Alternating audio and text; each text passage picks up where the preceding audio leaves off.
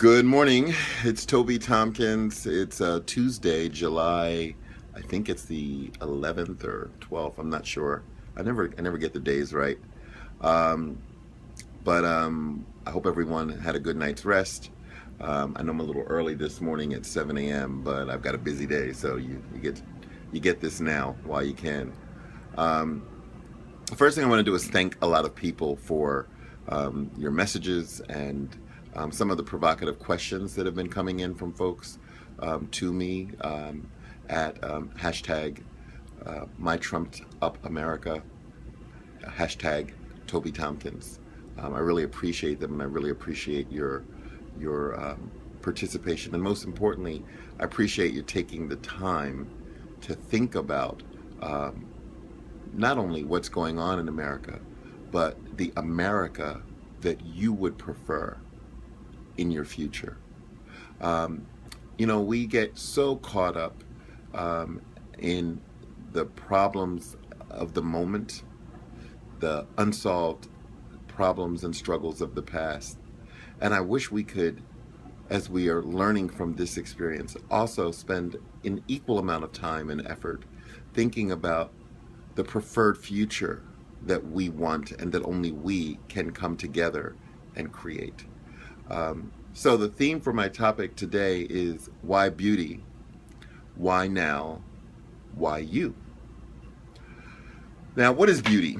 Um, it's so funny because as I thought about it this morning, I had a vision of being when I was a child, or a memory of my mother, watching her get dressed up to go out on, an evening on the town with my father.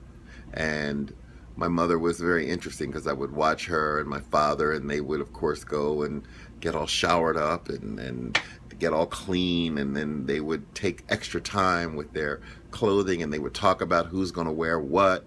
And my mother would do her hair, and she would apply her makeup, and I'd watch her put her perfume on and her lipstick, and she'd make all these difficult choices about which earrings match this. My father, on the other hand, would be pulling out his suit and shining his. My father was the only man I know who shined his shoes and his belt. Okay, he would shine both of them, and they put a lot of a time when the moment called for it in getting pretty, in being beautiful, in making sure that when they moved into the moment that was next, that they moved in fully immersed, drenched, saturated, giving nothing but beauty. I think today we call it fabulosity, but it was a really interesting memory to think about as I wanted to talk to you guys this morning, because why beauty is essential to moments of struggle. Why beauty is essential to moments of crisis like the one that we're having in this country right now. It's essential to conversations around racism and sexism. It's essential. It's one of the critical things that has made progress in this country around sexual identity. It's all about the beauty of our humanity. And that's what we have to invest in right now. Right now, not later, not tomorrow, but right now. Because the investment of that time in beauty, in the beauty that you bring into the world, in the extra and uncommon efforts that you put into yourself to be able to move in and through the world in a way that is more beautiful, is what is going to help us create a future that is designed by all of us. And that's the core essence of the work that I'm doing called Beautiful Leadership, that was inspired by the realization that Nelson Mandela entered prison as a warrior and came out 27 plus years later as a healer. And I thought to myself, in the midst of a conversation that I was having with 20 young men and boys of color back in 2014 in Oakland, California, the night before the Eric Garner verdict and months after the horrible tragedy in Ferguson, that was when it came to me, wow, how do we help each other, and most importantly, our youth, become the beautiful leaders, engage in the practices, cultivate the characteristics of beauty that I know are in them. Because if it wasn't in each and every, not just black person and brown person, but every human being, the capacity to move through the world in a way that inspires and cultivates beauty, then we wouldn't be here. We would have already chopped and blown each other up. But it's because of that beauty that lives in each and every one of us that we're able to hold on and to create a space, a Zion of sorts, that enables us to change this world, to move effortlessly through the cycles of creation and destruction that we are currently observing in our society today. So why you? Why is beauty something that you should embrace? Why is now the time that you should embrace it? And why is being more beautiful in your daily and personal leadership the most important thing that you can do right now?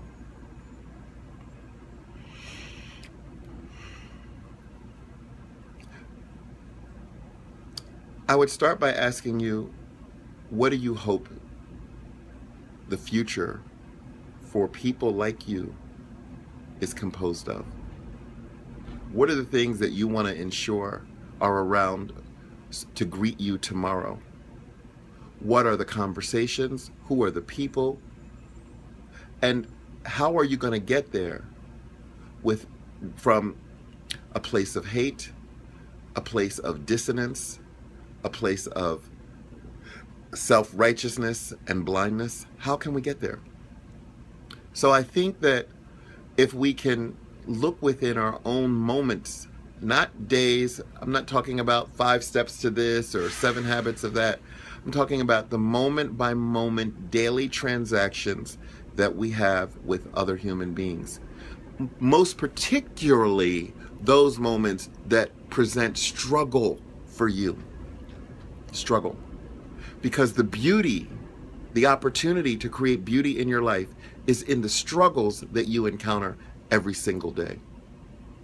And that's what we're seeing every single day with these clips and the videos and the commentary, is that the struggle that's being created by the society, whether it's groups or mobs, whether it's lone wolf people who are going off and kind of managing that struggle in their own way by creating more tragedy and chaos, whether it's organized, dominant control of structural systems that are designed to protect us, like our police departments, whatever that struggle is and however it shows up. Maybe it's just in the unfortunate and untimely and ill-placed ignorant comment of a person walking past you. Maybe it's in the friend who hurt you, who let you down, who abandoned you, or who turned away from you. Wherever that struggle is, you can choose that moment to respond more beautifully. Now, what I've learned over the past year and a half now, is that leaders who actually move through the world creating beauty actually do so through their characteristics, through the things that they do, but most importantly, through the way that they respond to struggle, all of the struggles that are in their lives. And beauty only gets formed in moments of struggle. You know, my parents were getting ready. They were locked by time and resources and expectation, and they're struggling all of those things to make sure that they walked out of the house looking good. And I remember that. I remember the uncommon effort that they put into the nights when they were going out on the town to have a good time and to be present and to represent who they are and our family and the name and et cetera, et cetera. But also we can do that every single day. And so when you get up in the morning, and in a few minutes I have to get up and go out into this world, and anything could happen to me. Literally. I can't forget that. Any kind of struggle, small or big, I will confront today. And hopefully I'll come back alive. But the truth is, it's the beauty that I bring to those moments of struggle, the uncommon effort that I am willing to put into place when I confront struggle through my words or my deeds, the steadfast focus that I hold throughout today, which is the second characteristic of beautiful leaders, the first one being uncommon effort. Steadfast focus, the notion, the unwavering notion that I am in the world today to accomplish this. And then the compassion, the ability to walk through the world, not just looking at or observing, but participating in the experiences that are happening around you by bringing beauty to that. That's what compassion is. It's the free gift of beauty into the lives of others. You know, yesterday we talked about how to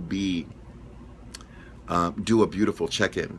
And that's one of the easiest ways that we can begin to think about beauty and how we can bring more beauty, not only into our lives, but into the lives of other people.